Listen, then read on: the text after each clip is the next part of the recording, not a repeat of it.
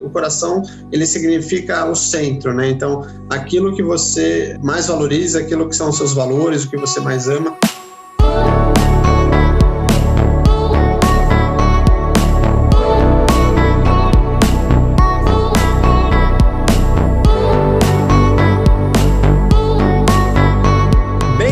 Bem-vindos a mais um episódio de Abrindo Caminhos, o podcast para quem busca ser a versão mais autêntica de si mesmo. A cada semana eu converso com pessoas que são referência em empreendedorismo, arte, ciência, espiritualidade e que buscam elevar essa consciência no mundo, trazer mais paz, mais saúde, mais bem-estar no mundo como um todo. Eu sou Rick Lima e hoje eu tenho a honra, a alegria, o prazer de falar com Gabriel Ligori. Falei certo o sobrenome, Gabriel? Falou sim, Rick. Massa. Que é um médico, pesquisador, empreendedor.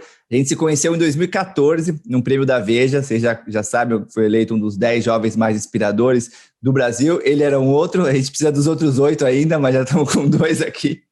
E ele é cofundador e CEO da Tissue Labs. Falei certo? Tá certo também. Tissue Labs, que é especializada no desenvolvimento de órgãos e tecidos artificiais a partir de células-troncos e biomateriais. É isso, é bem técnico aqui, galera, mas a ideia é explorar mesmo esse pioneirismo do Gabriel. A gente está falando de uma coisa que nem outros países existem ainda, né? Então, aqui o que a gente busca no Abrindo Caminhos é isso mesmo, trazer pessoas que estão na vanguarda mesmo. Ele também foi eleito um dos jovens mais inspiradores da América Latina pelo MIT e o Tissue Labs é líder na área de bioimpressão 3D e o grande sonho ali, o grande objetivo é desenhar coração bioartificial aí em 10 a 15 anos, né? A gente vai explorar um pouco mais disso. O Gabriel estudou na USP, fez um doutorado na Holanda, foi bolsista da Fundação Estudar.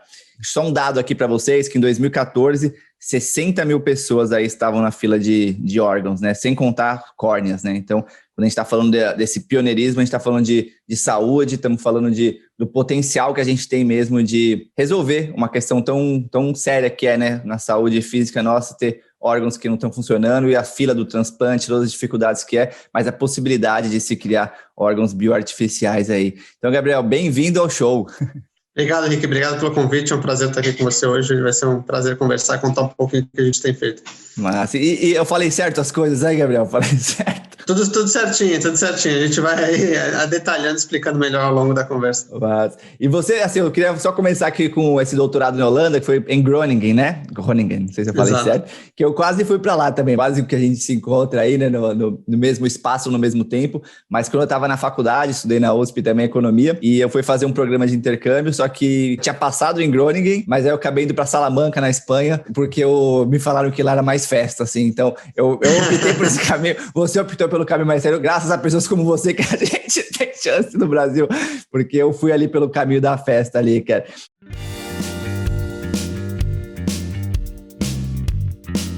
E aí eu queria voltar um pouco também na tua infância. Aos 2 anos você teve uma cirurgia no coração, né, cara? Eu até vi que você não podia praticar esportes por muito tempo e acabou fazendo você ler muito.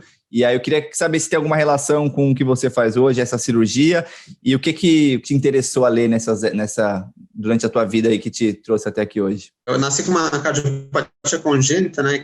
É uma má cardíaca que limitava o funcionamento do coração, a oxigenação do sangue, enfim. Isso levou a ser operado aos 2 anos de idade, então com 2 anos eu estava no INCOR, que é o Instituto do Coração, faz parte da Faculdade de Medicina da USP, para fazer essa cirurgia. Na verdade, com 7 dias eu já estava lá, mas eu fui operar só aos 2 anos. E durante a infância, sempre acompanhando, né, clinicamente, depois da cirurgia, no hospital. Isso sempre me trouxe muita curiosidade pelo ambiente hospitalar, mas também tinha esse drawback aí de não poder praticar atividade física, acompanhar os colegas aí na educação física ou fazer esportes, essas coisas. Sempre acabou me puxando mais pro lado de tudo, não vou negar, mas estudava muito em casa curiosidades que eu gostava, então lia livros de tudo que era tipo, então desde biologia, física, química, mas não as matérias em si, mas aquelas coisas por fora, né? Então física quântica, biologia, evolução, essas coisas que não faziam parte ainda das disciplinas quando eu era criança, mas que eu já tinha curiosidade, eu gostava de ler, e sempre com o objetivo aí de aprender um pouquinho mais, mas com um sonho lá na frente de fazer medicina, né? Então esse sonho você já tinha essa vontade de, quero fazer medicina lá na frente, desde pequeno você já tinha essa vontade de ser médico, assim, mas e esse lance desse sonho de desenvolver corações bioartificiais, né, de realmente usar uma impressora 3D para fazer uma coisa que a gente que ainda está longe, né? Mas estamos caminhando para isso, né? Acho que é uma coisa que você deixou claro também, as entrevistas que eu vi que você deu, não dá para esperar isso do dia para a noite, mas como é que surgiu essa vontade? Exato. Então, começou com essa vontade de fazer medicina. Quando eu entrei na faculdade, eu queria fazer cirurgia cardíaca, então, nessa mesma área que eu era paciente, então, apoiar os esforços ali de médicos e cirurgiões, sendo um deles na área de cirurgia cardíaca pediátrica, para tratar essas crianças com cardiopatia. Fiz durante toda a minha graduação muitos projetos relacionados a isso, então, desde iniciação científica, ligas acadêmicas, que equivale mais ou menos a uma empresa júnior, só que daí na medicina seria uma liga acadêmica, publiquei livros, artigos, enfim, e chegou no final da graduação, eu estava um pouco descontente com o jeito que a medicina era feita de maneira geral, então a gente tem nos últimos 2 anos o que a gente chama de internato. O internato é o momento que você vai realmente atender o paciente, vai estar no dia a dia da especialidade, né? Então, conhecendo como que realmente não só mais vendo no livro, estudando teoricamente, mas na prática. E eu percebi que as coisas ainda eram muito limitadas em vários setores, né? Não só na cardiologia, mas de maneira geral. Muitas doenças a gente não consegue tratar de fato, né? A gente vai, de certa forma, empurrando, né, com a barriga e tentando melhorar a qualidade de vida da pessoa, reduzir sintomas, né? Enfim, uma série de tratamentos que você pode dar para que a pessoa se sinta mais distante da doença, mas a doença não de fato vai embora. E geralmente quando a gente quer que a doença vá embora mesmo, em casos muito extremos, que você tem uma falência dos órgãos, seja rim, seja fígado, seja coração, enfim, é o transplante, né? Então, o transplante é a última saída quando você realmente tem um paciente muito ruim. E aí, o transplante tem outros problemas, que é limitado o número de doadores, né? Então, você comentou 60 mil. Se você pensar mundialmente, isso dá mais de 2 milhões. E um outro dado interessante é que a cada 1.000 pessoas que morrem, só 3 podem doar seus órgãos. Então, isso significa que é um gap gigante, né? Então, milhões e milhões de pessoas precisam, 500 milhão de pessoas precisaria morrer para a gente conseguir endereçar as outras 2 milhões que estão precisando do órgão. Então, isso, se você pôr na ponta do lápis, é nítido que não tem como isso ser factível, né? A gente nunca vai conseguir tratar todas as pessoas que precisam de um transplante se a gente não criar uma solução nova. E a ideia veio disso. Então, você trazer uma nova alternativa que é realmente criar tecidos que estejam disponíveis a qualquer momento. Então, como se fosse realmente uma fábrica de órgãos e você tenha isso disponível lá na frente. Aí, quando o paciente precisar, é como se fosse um device. Então, do mesmo jeito que ele troca uma válvula, que é um negócio que você tem disponibilidade, ele pode trocar um órgão, um tecido. Então, esse foi o motivador. E aí, eu fui seguir no doutorado e estudar isso, né, que é o que a gente chama de engenharia de tecidos, que é um ramo dentro da medicina, que fica dentro ainda da medicina regenerativa, que é o ramo que usa células-tronco para tratar doenças degenerativas. E a engenharia de tecidos é uma sub-área dessa que tenta construir novos tecidos, novos órgãos para substituir. Então, esse foi a história aí do início desse projeto. Mas tem alguns caminhos que eu quero seguir a partir daqui.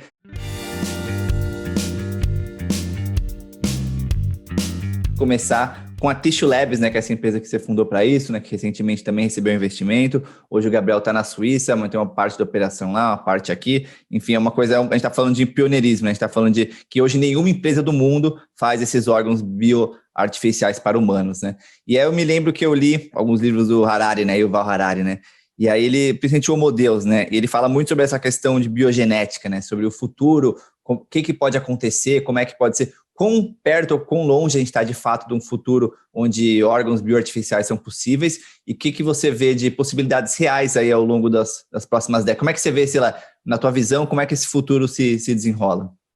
A gente não está tão distante de alguns órgãos e tecidos mais simples. Então, se a gente está falando, por exemplo, de pele, se a gente está falando de cartilagem, osso, são tecidos que são bem mais simples de se construir. Esses tecidos, inclusive, já têm aplicações em animais, bem desenvolvido, bem avançado, mas, naturalmente, em humanos a gente ainda não tem nenhum. Assim, você vai ver, por exemplo, próteses tridimensionais para pacientes em ortopedia e tal, mas isso não é tecido vivo, né? A gente está falando de uma outra área, né? Então, você vai ver próteses de titânio, essas coisas assim, que são substitutos para osso, mas a gente está falando aqui de osso vivo mesmo, cartilagem viva, vasos sanguíneos vivos, pele, tudo isso é algo que deve estar chegando nos primeiros pacientes, nos primeiros clinical trials, né, que são os ensaios clínicos que a gente faz para provar que funciona, nos próximos 5 anos, com certeza. Então, são tecidos que a gente consegue endereçar num curto espaço de tempo. Quando a gente vai aumentando a complexidade do tecido, então, por exemplo,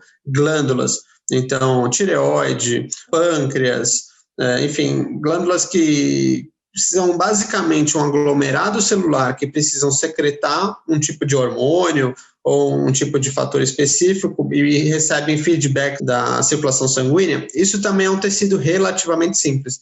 Então, esse tipo de tecido, talvez nos próximos 7 ou 8 anos a gente comece a ver algum tipo de clinical trial. E aí vai seguindo para tecidos mais complexos, né? Então, aí você já vai para tecidos, por exemplo, fígado, é um tecido bem mais complexo, pulmão é um tecido mais complexo, músculo, enfim, esses tecidos são um pouco mais complexos, talvez mais 10, 15 anos, até tecidos realmente complexos, que são, por exemplo, coração e rim, que são, na minha opinião, os 2 tecidos mais complexos. E aí são... Qual que é o rim tem uma dificuldade particular, que é o fato dele ter muitos tipos celulares juntos numa mesma área. Então, por exemplo, os órgãos, de maneira geral, eles são 1 ou 2, 3 tipos de células agrupados de uma maneira específica e produzindo, secretando alguma coisa, né? A maioria dos órgãos tem uma função mais ou menos assim. Então, se você pensar, por exemplo, na pele, você tem basicamente 2 tipos de células ali, você tem o que a gente chama de fibroblastos, que dão a sustentação, a firmeza da pele, e você tem os queratinócitos, que fazem a cobertura dessa pele. Só bem simplesinho. Se você pensar em vasos sanguíneos, mesma coisa, você tem uma célula que a gente chama de célula muscular lisa, que é a célula que fica em volta dos vasos e permite eles contraírem, e você tem a célula endotelial, que é a célula que fica do lado de dentro em contato com o sangue. Então, são coisas que são simples de você construir, né? Então, você tem uma complexidade baixa, número de células pequeno. Quando a gente fala de rim, você tem um negócio que chama cápsula glomerular, e dentro disso você tem um monte de outras células diferentes, e todo o canal no qual é filtrado a urina, ele vai variando o tipo de célula ao longo do canal. Então, imagina um tecido que é realmente complexo, com dezenas de tipos celulares. Você tem que alocar tudo isso de uma maneira correta, específica, geometricamente adequada. Isso é muito difícil, né? E o coração, a complexidade dele é a questão que ele é muito morfodependente, né? Ou seja, o formato dele é fundamental para que ele funcione. Diferentemente, por exemplo, das glândulas que eu comentei com você, que basicamente ela pode ser amorfa, ela pode ser quadrada, redonda, triangular, tanto faz. Desde que a célula esteja lá recebendo sangue, ela funciona. O coração não. Se ele não estiver disposto de uma maneira 100% correta, ele não vai funcionar direito. Então, inclusive, a gente vê isso em pacientes. Quando o paciente começa a ter uma insuficiência cardíaca, que o coração para de funcionar, é porque, em certa forma, ele perde a geometria original do coração. Então, essa geometria ela vai sendo perdida. Então, se você não construir um tecido com uma geometria perfeita, no caso do coração, que permita a contração para que o sangue seja injetado no local certo, você não consegue que esse seja um órgão funcional. Então, por essas razões, eu acho que o coração e o rim são os 2 tecidos mais complexos. E, naturalmente, cérebro, porque eu acho que é uma coisa que a gente nunca vai realmente fazer. Porque envolve muitas outras coisas além de um funcionamento celular.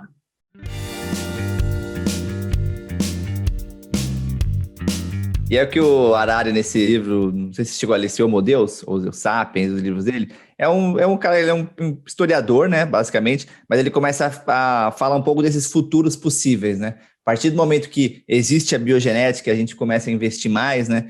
E eu vejo que o trabalho que você faz é muito lindo mesmo, né? De buscar realmente construir órgãos para pessoas que não têm, né? Mas ele, pelo lado também da possibilidade de quem está fazendo para ser meio que uns ciborgues, assim, super-humanos, para desenvolver, criar mais ainda separação entre humanos, criar aqueles super-humanos que só quem vai ter muito dinheiro vai ter acesso a isso, né? Como é que você vê essa questão de, não é exatamente o seu trabalho é muito ali focado nessa questão, nessa causa mesmo, né, de salvar vidas mesmo, mas dado que você hoje, do Brasil, uma das pessoas que está mais imersas e que mais entende disso, você vê esses riscos no futuro de essas guerras biogenéticas ou esse homem querendo brincar de Deus, até ele fala, e ficar ali ainda mais separado e aumentar ainda o potencial de guerra entre humanos, com ricos e pobres, etc. Você vê esse cenário como possível na sua cabeça? Eu vejo que a biologia pode ser usada em guerras, por exemplo, de outras formas. Eu acho que, por exemplo, esses tecidos e órgãos que a gente tenta construir ficam muito de paralelo a isso, né? Porque você consegue criar, por exemplo, você tem lá a Boston Scientific, lá, que faz aqueles robôs bizarros ali, que fazem tudo o que você imaginar. É muito mais fácil você criar um exército daqueles robôs, né, e mandar para algum lugar do que você criar como Westworld, né, uma pessoa realmente. Mas a biologia, de certa forma, pode ser utilizada em outros casos, por exemplo, a própria utilização de vírus letais. Então, a gente está vivendo uma pandemia, nada impede bioterrorismo utilizando o vírus, por exemplo. Então, isso é uma coisa, né? A gente tem outras coisas que o pessoal fala muito hoje em dia, de CRISPR, né, edição gênica, esse tipo de coisa, que também pode ser utilizado exatamente para criar novos tipos de vírus, novos tipos de, enfim, agentes que podem levar a novas pandemias. Mas eu não acredito que a fabricação de tecidos em si se relacione a isso de alguma forma. Sim, e acredito que também nem tem a regulação, porque ele ainda não existe de fato, né? Assim como é uma coisa que está sendo desenvolvida, né? Ainda não existem as regulações do governo. A gente tem algumas coisas, estão longe para ser para órgãos completos, mas tem essa área dentro da Anvisa chama terapias avançadas. Basicamente é a utilização de células-tronco para medicina regenerativa e engenharia de tecidos, como eu falei. Então, como é algo ainda muito inicial, não tem algo do tipo, como que você vende um órgão, como você testa um órgão, mas tem do tipo, como você testa uma terapia com células, como você coloca isso no mercado. Inclusive, em relação a isso, é interessante que no Brasil, a gente tem uma abordagem, está sendo ainda desenvolvido, né, claro, mas muito próxima de uma abordagem japonesa, que é a abordagem, na minha opinião, mais avançada no mundo. Então, de maneira geral, para você colocar um produto no mercado, um produto médico, né, então um remédio, por exemplo, você tem que fazer fases de clinical trials, né, então fase 1, fase 2, fase 3, então basicamente a fase 1 você vai avaliar a segurança, então se aquilo que você está colocando é seguro, aí a fase 2 você começa a avaliar mais eficácia, a 3 você completa essa avaliação, e na 4 já é uma fase pós, quando o produto já está no mercado, você avalia se realmente foi tudo bem. Para as terapias avançadas, ou seja, utilização de células-tronco, essas coisas, engenharia de tecidos, lá no Japão eles propuseram o que eles chamam de um fast track.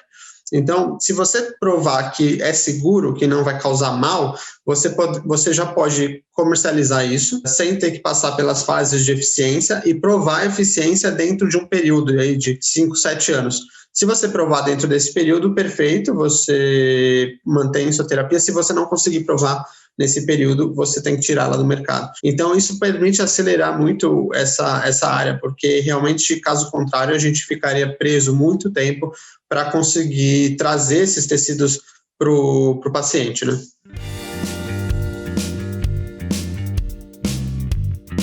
A Tissue Labs é uma empresa, né? E aí você saiu de alguma maneira, né, da academia para o setor privado, né? Como é que foi esse processo de decisão de ir para ir para uma empresa mesmo e não investir nesse conhecimento dentro do setor público?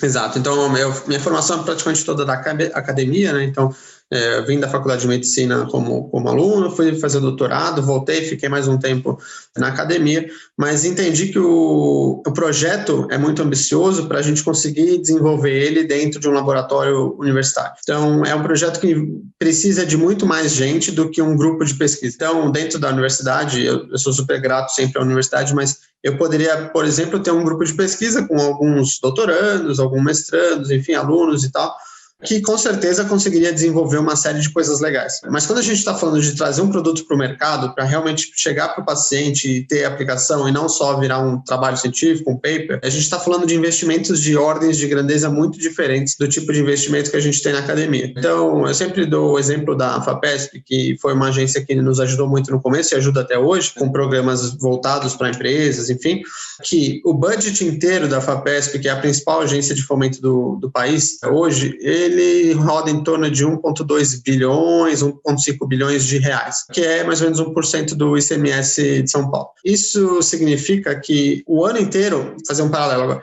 o custo de desenvolvimento de uma medicação hoje está chegando próximo de 2 bilhões de dólares, né? Isso é um custo cada vez mais, que sobe cada vez mais rápido. Agora você pega o budget inteiro da FAPESP de 1,5 bilhão aí de reais e aí você transforma em dólares. Isso dá uns 250 a 300 mil dólares.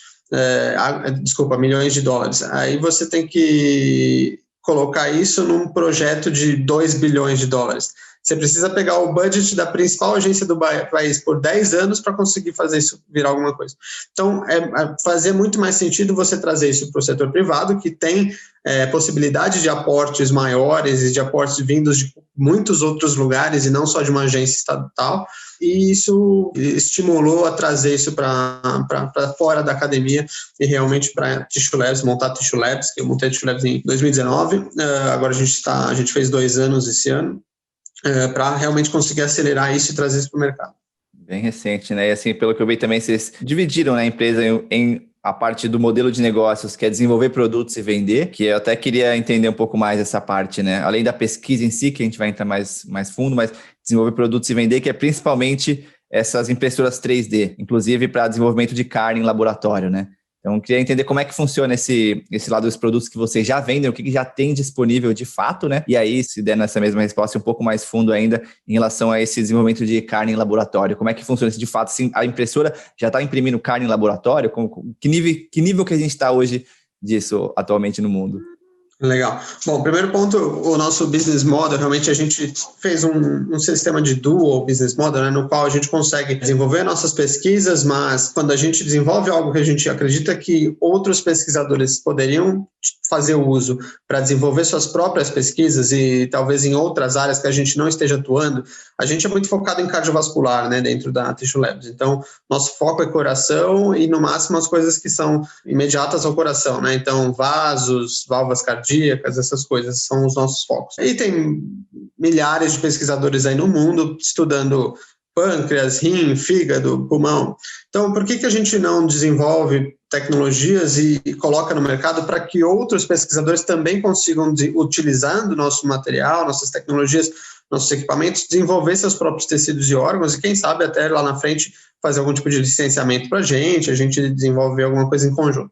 Então, essa é a ideia do modelo de negócio. Além do que, ele permite gerar revenue que sustenta a empresa de uma maneira mais... Assim, a empresa fica mais sustentável, você não precisa ficar levantando capital a cada 1 ano, entendeu?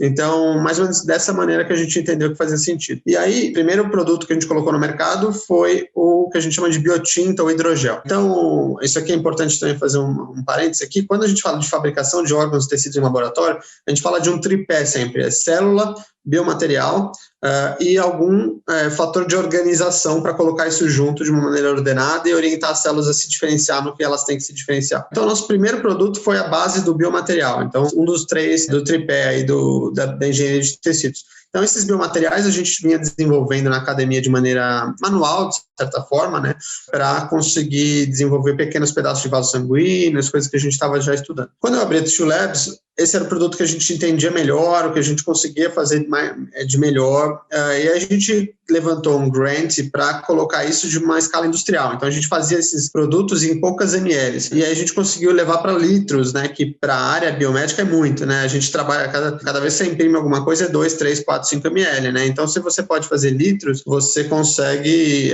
trabalhar com muito material. Então, a gente escalou isso, conseguiu produzir litros e passou a vender isso em 2020. Depois, a gente percebeu que no Brasil, especialmente, os pesquisadores ainda não tinham um passo antes, que eram as bioimpressoras. Então, a gente tinha desenvolvido as biotintas, colocado no mercado, mas os pesquisadores de fora conseguiam utilizar, porque aqui na Europa, Estados Unidos, já estava mais evoluída essa questão de bioprinting, né? Então, eles já tinham suas bioimpressoras, mas no Brasil ainda não. Então, a gente falou, bom, vamos pegar essa impressora que a gente estava desenvolvendo, uma impressora para a gente utilizar nas nossas pesquisas, né? Porque as que estavam disponíveis no mercado até então a gente não gostava, tinham vários fatores que não se adequavam ao que a gente precisava para a pesquisa. Então a gente desenvolveu uma nossa e adaptou ela para o mercado. E aí colocou ela, chama Tissue Start, e aí a gente passou a vender ela em 2020, maio, junho, mais ou menos. E aí, rapidamente, isso bombou, o pessoal gostou demais da impressora, passou a comprar no Brasil, a gente virou líder, assim, em poucos meses. Na América Latina também a gente está endereçando bem agora, e o foco em 2021 é a Europa nesse sentido de produto, mercado. Paralelamente a isso, a gente mantém as pesquisas focadas principalmente na área cardiovascular, mas esses são os nossos 2 principais produtos. A gente tem alguns outros que são derivados principalmente dos hidrogéis, então produtos para cultivo de células epiteliais, por exemplo, como no pulmão, ou produtos para coating, né, que é para você tentar criar sistemas mais miméticos ao tecido humano, mesmo utilizando cultura 2D ainda. Entendi. Demais, demais. É muito rápido, impressionante, né? Como rapidamente vocês conseguiram desenvolver tanto o modelo de negócio como matéria e vender, né? Líder do Brasil, indo para a América Latina e para a Europa, que mercado, imagino, mais competitivo, né?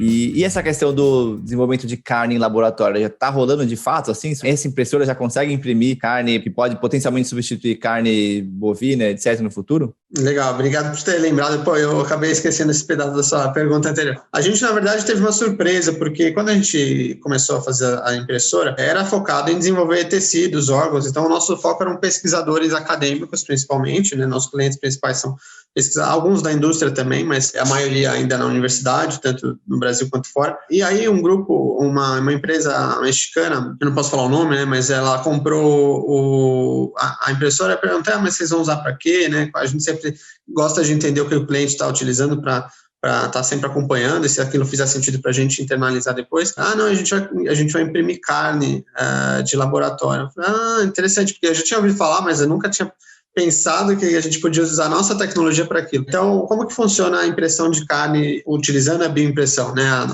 os nossos equipamentos? Então, isso pode ser feito de duas maneiras, então, ou plant-based ou cell-based. Plant-based, basicamente, você utilizando formulações específicas que possam ser impressas, você imprime um bife, em vez de você ter, tipo, uma carne moída, né, que geralmente sempre vem nesse formato, você realmente tem uma estrutura maior, um bife, enfim. Tem até uma ou duas empresas do mundo fazendo isso. Eu sei de uma espanhola e uma de Israel, se eu não me engano, que fazem esse tipo de desenvolvimento. E tem outro desenvolvimento que é mais interessante, mais próximo do nosso lado, que é realmente fabricar carne de animal mesmo, só que em laboratório. E aí funciona da seguinte maneira, do mesmo jeito que a gente faz tecido, então a gente faz músculo cardíaco de coração, em vez de fazer músculo de coração, faz músculo e músculo mesmo. E aí você coloca isso dentro das biotintas, da impressora, e imprime isso para ser comida, né? É claro que hoje o custo de fazer isso é absurdo, né? Então, quando a gente fala de plant-based, é barato, mas quando a gente fala de cell-based, a gente está falando de centenas aí de dólares por quilo, né? Talvez até um pouco mais. Claro que isso vai evoluir, daqui a 5, 10 anos vai ser o mesmo preço do que a carne normal, mas eu acho que vai ser um substituto importante. Eu particularmente não como carne, então eu fico bastante entusiasmado com essas propostas. E assim, não é área de estudo nossa, né? Naturalmente a gente estuda para desenvolver tecidos para transplante, para aplicação médica, mas a gente fica bastante feliz em ver as nossas tecnologias sendo utilizadas para isso. Que demais. E você não come carne faz tempo? Faz acho que uns 14 anos. Caramba, qual foi a motivação principal aí? Eu tinha dó, assim, adolescente, fiquei com dó, assim, parei de comer e depois nunca mais comi, não me faz falta. Demais. Um projeto tão ambicioso assim, né? De novo, a gente tá falando de alguma coisa que nem existe no mundo, né? A gente sabe dos desafios, né? De empreender no Brasil, e, enfim, ser um empreendedor brasileiro fora. Qual na sua visão são esses maiores desafios aí de empreender, seja sendo um brasileiro, seja empreender no Brasil, seja sendo empreender em biomedicina, seja empreender com uma coisa que não existe ainda hoje? São tantos desafios que você está enfrentando aí. Como é que você escreveria esses desafios aí de empreender, ainda mais quem vem de uma carreira mais acadêmica, assim, né? Como é que está sendo para você esse processo?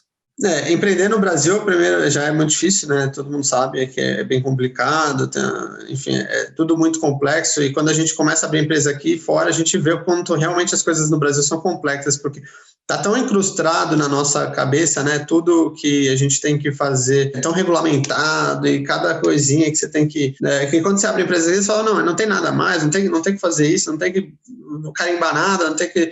Não precisa, tá? Então, o Brasil já começa nesse ponto, né? Quando a gente fala de biotech no Brasil, fica um pouco mais difícil ainda, porque a gente está distante dos centros mundiais que produzem principalmente insumos que a gente utiliza no dia a dia da pesquisa. Então, quando a gente compra materiais anticorpos, materiais reagentes químicos de maneira geral, eles são produzidos ou nos Estados Unidos ou na Europa. Então, para chegar no Brasil, eles passam por um processo de alfândega, né, de customs, que às vezes demora meses. E isso é péssimo, né? Porque te dá uma desvantagem competitiva muito grande com os seus concorrentes lá fora. Então, com o cara que está nos Estados Unidos ou aqui na Europa, ele basicamente pede um insumo qualquer, em 2 dias, 3 dias está no laboratório dele. a gente pede, vai demorar 3 meses. Então, você imagina o quanto que a gente tem que ter de planejamento comparado a um cara que está lá fora, né? Então, a velocidade que você consegue desenvolver biotech no Brasil é muito limitada comparado com aqui. Então, essa é até uma das razões que a gente optou por expandir os headquarters para cá, para principalmente desenvolver algumas coisas de pesquisa aqui. Então, esse é o primeiro ponto. Segundo ponto, que investidor no Brasil foge de biotech, né? Porque é difícil você investir em algo que você não entende. Eu entendo completamente o quão difícil é entender a ciência por trás de biotech, né? Afinal, o pessoal faz doutorado, mestrado, não sei o que, para entender, e não é o investidor que está estudando a parte financeira dele que vai entender. Então, acaba sendo sempre procurando mais uma fintech, uma edtech, alguma coisa que é mais fácil de entender e que faz parte do dia a dia dele. Então, a gente tem uma certa dificuldade no Brasil disso também, está surgindo alguns fundos agora focados em biotech, hard sciences, mas são poucos, né? Então, isso é uma segunda dificuldade. Acho que, assim, é mais isso, né? Empreender de maneira geral, acho que você sabe, ser empreendedor é, todo dia um soco, então você tem que ir acostumando, mas também tem dias que são muito bons. Então, é uma montanha-russa mesmo, né? O pessoal fala, não é mentira. Tem dia que você fala, pô, como que eu vou chegar até o mês que vem, assim? Aí tem outro dia você fala, nossa, agora eu vou até 2025 chegar. Tô bombando. No mesmo dia, às vezes, do céu ao inferno, no mesmo dia, várias vezes. Exatamente. Mas é impressionante como rápido aí, vocês em 2 anos já... Porque imagina a complexidade de desenvolver essas máquinas, de vender, de criar credibilidade... E, enfim, acho que são tantos desafios aí de empreender naturalmente, empreender no Brasil, mas ainda em biotech, uma coisa que é bem longo prazo, né? Mas vocês conseguiram ainda trazer mais para o curto prazo, vendendo esses produtos aí, né?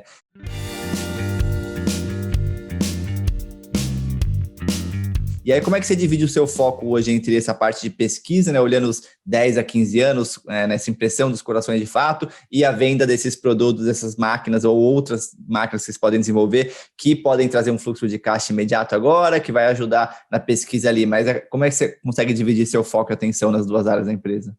Esse é um dos maiores desafios que a gente tem hoje, né? A gente criou um modelo que, ao mesmo tempo, é muito interessante para dar sustentabilidade para a gente, mas que é um perigo, de certa forma, em relação a foco, né? Então, naturalmente, a gente sempre tem isso em mente. Então, eu tenho uma equipe muito boa que consigo dividir, né, essas responsabilidades com eles. Então, a gente hoje está em 13 pessoas na Tissue Labs. É o suficiente para a gente, no momento atual, pelo menos, a gente ter pessoas pensando na área de produto, pessoas pensando em vendas. Então, tem gente para venda, tem pessoas contratadas para fazer marketing, vendas. Assim, dessa forma, eu consigo tirar um pouco essa responsabilidade da parte de produto e comercialização para pensar na parte de pesquisa. Mas é claro que é sempre um desafio, né? Então, pelo menos 50% do meu dia é focado só em vender e resolver produto, problema daqui, para os outros 50% ser pensando, estudando, estruturando, escrevendo alguma coisa. É um desafio, sim, com certeza. É uma faca de 2 gumes, né? Demais, difícil mesmo, cara, porque vender tem que vender, né? A verdade é essa, né? Tá ali, tem que vender produto, mas a parte de pesquisa de longo prazo é uma parte bem diferente, então tem que ter essa habilidade mesmo ali, né? Como empreendedor e como usando a tua base da medicina para ir. Então, acho que é um grande desafio ter uma equipe boa, é essencial mesmo, né? Não tem como fugir disso. E acho que está num lugar aí que faz sentido, né? Imagino que na Suíça, né? Até queria saber um pouco de você, se entre Estados Unidos e Europa, né? Como é que você vê a Tissue Labs de repente indo para os Estados Unidos, ou ali acaba tendo mercados melhores para biotech ou não, né? Como é que é o mercado global de biotech hoje e como é que se compara Estados Unidos e Europa nisso? Eu gosto de dividir biotech em 2 grandes áreas, né? Então, uma área de therapeutics e uma área de life sciences. Então, basicamente, terapêuticos é tudo aquilo que vai para o paciente. Então, são realmente as medicações, devices, tudo isso. E life sciences é toda a parte de biotech que dá estrutura para que essas áreas de terapêuticos possam chegar nos pacientes. Então, empresas que desenvolvem insumos para pesquisa, equipamentos, essas coisas todas. Hoje, a Tissue Labs é uma empresa de life sciences com ambições de se tornar uma empresa de therapeutics. Então, a gente hoje desenvolve esses equipamentos e e desenvolve os insumos para pesquisadores desenvolvendo tecidos e para a gente mesmo, que também está desenvolvendo isso, mas o objetivo lá na frente é ser uma empresa de terapêuticos para colocar produtos para o paciente no mercado. Quando você pensa nessas duas áreas, se você pensar em terapêuticos, os Estados Unidos é muito mais interessante. Eles têm métodos de reembolso mais interessantes, o mercado tem mais disponibilidade de capital para a saúde, enfim, é mais fácil colocar um produto médico no mercado e conseguir levantar bastante capital com isso nos Estados Unidos do que na Europa. Porém, quando a gente fala de life sciences, não tem tanta diferença, então por isso que a gente optou por começar daqui. Então, life sciences, você tem desenvolvimentos dos dois lados, né? Então, tanto nos Estados Unidos quanto na Europa, você tem muito desenvolvimento acadêmico que precisa da área de life sciences para gerar esses insumos, esses equipamentos. Então, quando a gente foi decidir, a gente tinha essas duas possibilidades, realmente ir para os Estados Unidos, vir para a Europa. A gente entendeu que o mercado europeu era o mesmo tamanho do mercado americano, pelo menos em life science, só que mais concentrado, a gente conseguia endereçar ele de maneira melhor, mais fácil do que o mercado americano nesse primeiro momento. Isso não significa que daqui a 1 ano, 2 anos, 3 anos a gente não possa ir para lá também, mas no momento a gente entende que aqui seria mais interessante e por isso que a gente veio para cá.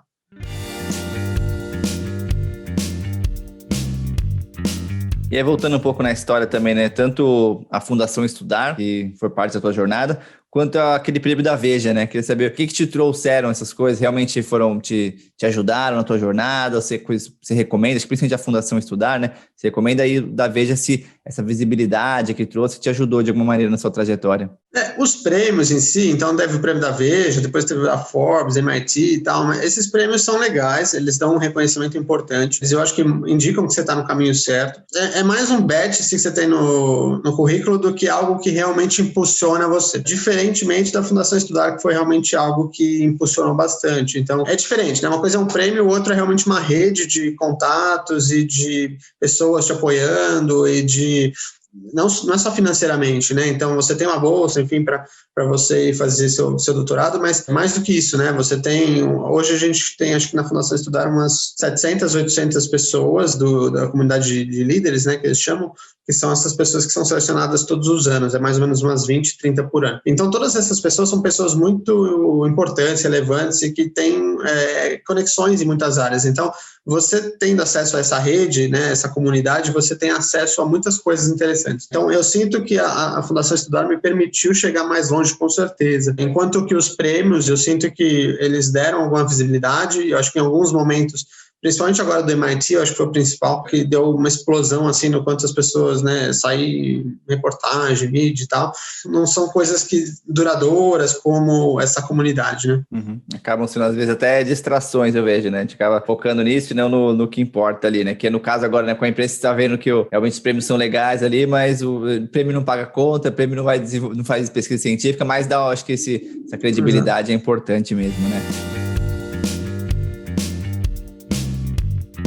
E, galera, caminhando já para o final do nosso papo aqui, infelizmente, mas pensando o que precisa de fato acontecer para daqui a 10, a 15 anos a gente estar imprimindo de fato um coração ali, né? Como é que você vê tanto a Tissue Labs quanto que a gente vai precisar em termos governamentais ou de desenvolvimento de instituições e matérias-primas, etc., para de fato daqui a 10, 15 anos a gente estar imprimindo um coração? Como é que você vê essa timeline? E quais são os riscos dela, desculpa também, quais são os riscos dessa timeline não acontecer? Eu vejo que o primeiro ponto são alguns desafios técnicos, né? Então, eu acho que se a gente criar realmente esses tecidos, eu acho que a gente tem mais um technology push que vai obrigar esses governos, enfim, a criarem regulamentações para permitir esses tecidos serem implementados como terapia, do que isso realmente ser alguma trava. Eu não vejo tanto risco nisso. Eu acho que o risco maior é realmente tecnológico. Então, a gente tem uma série de coisas hoje ainda que precisam ser alcançadas para que esses tecidos vão para o mercado. Então, essa é a ideia, na verdade, do nosso business model, né? Que é desenvolver tecnologias, todas essas tecnologias que juntas permitem você chegar no tecido lá na frente. Então, a gente deu exemplo, por exemplo, desses biomateriais que a gente já tem, da impressora, mas tem uma série de outras coisas, por exemplo, bioreatores. Então, eu não comentei isso quando eu estava conversando com você antes, mas, por exemplo, quando a gente tem um tecido, quando você imprime, então eu imprimi tecido cardíaco ali, um pedacinho de coração. Se eu deixar isso na placa de Petri lá, ele não vai fazer nada. Então, o que eu preciso fazer? Eu preciso colocar ele num bioreator que vai começar a contrair ele, dando estímulo para ele falar, tipo, vai lá, contrai também e tal. O que um bioreator faz? Então, para cada tipo de tecido precisa de um bioreator desses diferentes. Então, esse é um exemplo só de uma tecnologia que precisa ser desenvolvida, né? Então, eu vejo que essas tecnologias todas precisam ser desenvolvidas para que a gente consiga chegar lá. Outros exemplos são, por exemplo, hoje em dia a gente usa muito um negócio chamado FBS, que é soro fetal bovino. Para você conseguir cultivar células, você precisa de soro fetal de boi. Então, é terrível isso, né? Então, uma coisa que está sendo desenvolvida, a gente tem interesse também, meios de cultura que são xeno-free, né? Sem uso de animais. Então, só para dar mais um exemplo. Então, tem um monte de coisas que precisa ser desenvolvida para a gente chegar em tecidos realmente funcionais e que possam ser implantados no paciente. Eu acho que os riscos são mais do tipo, que não é risco, eu acho que é uma coisa boa, do tipo, se a gente conseguir desenvolver tecidos não biológicos antes dos biológicos conseguirem ficar prontos. Então, por exemplo, coração e rim, são 2 exemplos que eu te falei, que são os mais complexos, então, portanto, são os que vão demorar mais, mas que são opções que já existem, alternativas mecânicas, que não são ótimas, mas talvez essas alternativas mecânicas fiquem ótimas antes da gente conseguir desenvolver um tecido biológico. Então, é um risco para a gente, por exemplo, startup, é um risco, mas para a humanidade não é um risco, né? Isso é bom. A gente vai ter isso mais rápido. Mas são 2 exemplos. Então, você tem alguns meios de fazer diálise. Diálise é um rim, né? Se você for pensar. Então, dá para você miniaturizar essa diálise e fazer rins mecânicos ali. Mecânicos que eu falo físicos mesmo, né? Um produto metálico, enfim, com membranas, filtrantes, enfim. E você coloca isso no paciente e aquilo lá vai ficar filtrando, e quando você precisa trocar, você troca a membrana e é isso. Já quando você fala do coração, você tem o que a gente chama de ventrículos artificiais. Então, são máquinas que fazem a contração equivalente ao coração para jogar o sangue para frente. Só que elas têm uma série de problemas, o sangue pode coagular, você não pode ficar com aquilo lá por muito tempo, ele depende de bateria, então a bateria acaba. Então, tem um monte de problemas ainda hoje. Então, assim, é um risco para a gente que essas coisas se desenvolvam mais rápido, mas eu acho que é uma boa notícia para a humanidade, né?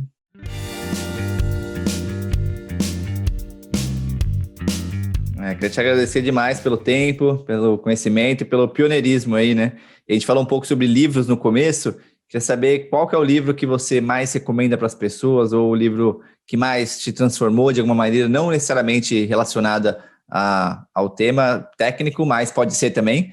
Mas qual que é o livro que você mais recomendou ou mais te transformou?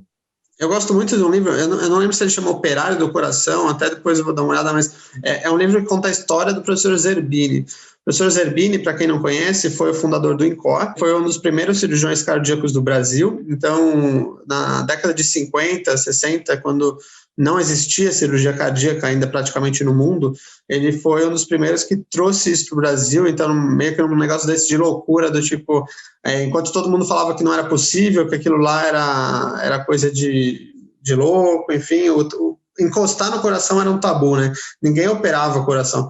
E aí ele trouxe, em pouquíssimo tempo depois de estar começando nos Estados Unidos, enfim, ele trouxe para o Brasil, ele criou a especialidade, ele é o pai de todos os cirurgiões cardíacos que existem hoje no Brasil. Ele realizou o primeiro transplante cardíaco da América Latina, 5 meses depois só do primeiro do mundo. Fundou o INCOR, que é a instituição referência hoje em cirurgia cardíaca no Brasil, e o 3º maior centro cardiovascular do mundo. É uma história muito legal para ver, tipo, como, né, uma pessoa com essa visão, com a ideia de que no Brasil ele podia fazer aquilo que nem lá fora estavam fazendo, e trouxe e fez, né? Então, eu gosto muito. Eu acho que chamou Operário do Coração, mas eu não tenho 100% de certeza. Mas se colocar lá, biografia professor Zerbini, vai achar. A gente vai colocar aqui, coloca o link aqui, mas é uma baita referência mesmo, né, cara? Falando desse tema específico, de alguém que viu alguma coisa que não estava acontecendo aqui, foi e fez, né? Era meio, acho que meio que science fiction, né, naquela época, falar disso, assim como é hoje, meio science fiction falar de bioimpressão, né? Então aqui no Abrindo Caminhos a gente busca isso mesmo, né? Coisas que talvez agora no curto prazo você vê que não são tão tangíveis, né? Mas as coisas estão acontecendo tão rápido, né? Que a gente vai saber, esses 10, 15 anos podem até ser mais rápidos, ou, enfim, mesmo se a gente chegar no nosso espaço de vida, a gente vê impressão de órgãos, né? Bioartificiais, através de essa mistura de elementos bio mesmo, como você trouxe, com artificiais, como uma impressora 3D, uma coisa que é tão nova também, é o próprio conceito da impressora 3D, imprimir órgãos tão complexos, né, como o coração. Então, essa é a ideia do Abrindo Caminhos mesmo, trazer esse pioneirismo. E, Gabriel, qual que é a melhor maneira das pessoas te conversarem com você na internet, te encontrarem, seja site, seja redes sociais? Eu tenho um perfil até no Instagram, assim, que é LigorMD, mas eu não uso muito, porque acho que o melhor jeito da pessoa quiser falar comigo é melhor mandar um e-mail, que o e-mail com certeza eu vou ver. Então é gabriel@tissulabs.com, então é só escrever e aí eu respondo. A gente vai deixar o link aqui. Então, de novo, Gabriel, muito obrigado aí pelo tempo, pela energia. Sei que você tem muita coisa para fazer ainda aí até as 10 da noite hoje. Tem muito trabalho pela frente aí, essa paciência de empreender e de ter esse sonho grande, de ir atrás e dessa jornada de se preparar, estudar e ir atrás das respostas mesmo, dos desafios e não ter medo dos desafios grandes, né? Acho que é isso que você traz, não ter medo de um desafio tão grande que tem uma relação tão forte quanto a história, né? Com essa cirurgia quando você tinha 2 anos e essa questão tão complexa que é o coração, né? Como você trouxe até do professor Zerbini, né? Uma coisa que era tão não tocada, né? E hoje em dia, bioimpressão parece uma coisa tão não tocada também, com tantos tabus assim sobre isso, né? Então, tem muita coisa pela frente ainda, não quero tomar mais do seu tempo, só te agradecer mesmo. Perguntar se tem alguma mensagem sobre o coração mesmo, assim, acho que muita gente fala do coração de várias maneiras diferentes, né? Tem a questão até meio filosófica, espiritual do coração, a questão prática, eu vejo até pelo livro que você recomendou, você tem uma conexão muito grande com o coração, né? Então, queria que você passasse alguma mensagem em relação ao coração, ou seja de esperança, seja alguma coisa que você não compartilhou aqui ainda hoje.